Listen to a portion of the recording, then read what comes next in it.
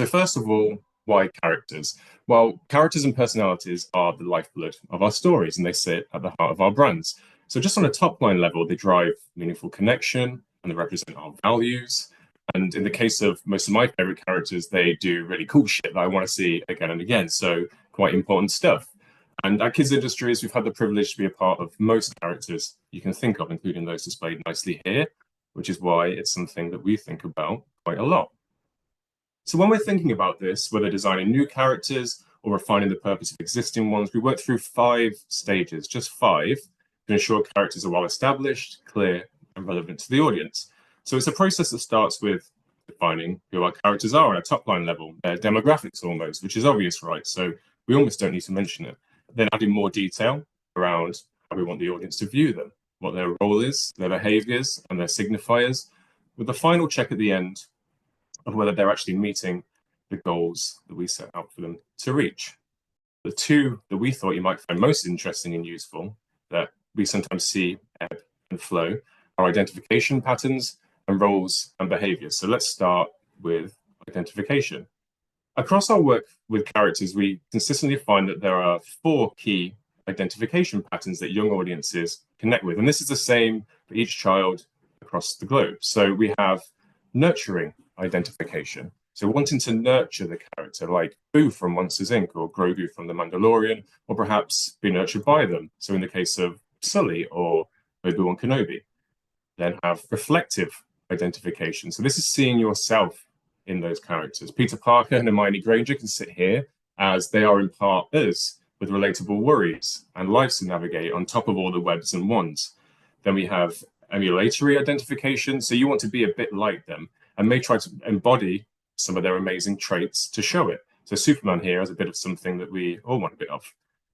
Then disidentification, connecting with those darker elements, pushing boundaries and testing the moral waters. And we're going to zoom in on that a little bit more now. So in previous years, this identification was reserved for the big baddies like Darth Vader and the odd anti-hero like Batman. But actually this has shifted recently, and particularly for those aged 7+, we are seeing more connections to the darkness, the weirdness, and the spookiness than ever.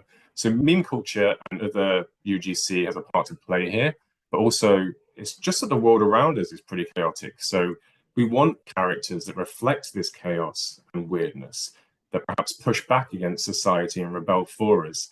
And then along the way, maybe we can learn a thing or two about how to navigate some uncomfortable situations. So why do these matter for identification patterns? Well, identification patterns set the scene for how you want youth audiences to see and relate to your characters.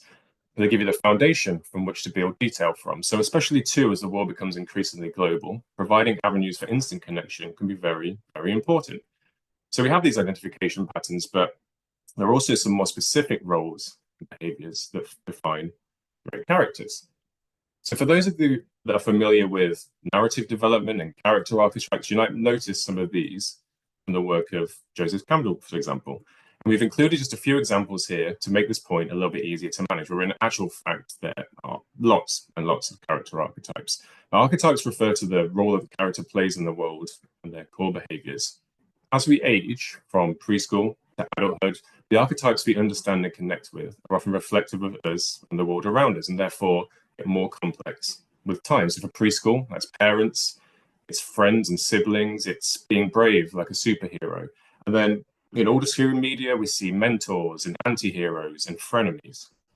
So why does this matter? Research shows that on the younger end, younger children can emotionally learn through characters. They develop new perspectives and pick up positive character strengths. And this is something that parents notice too, and they value this and look out for this as well when they're helping kids navigate media. So in this case, characters can play an important role in helping kids navigate the world, which in turn helps connection.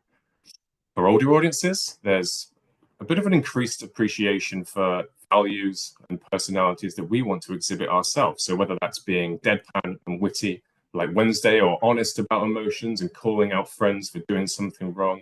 And here, characters can give us the tools and encouragement to do the things that we want to do in our own lives, which again helps connection. And so at both ends of the spectrum, audiences look to these archetypes to learn, to grow, to connect, and help define who they are, which makes them important to consider when we consider characters ourselves.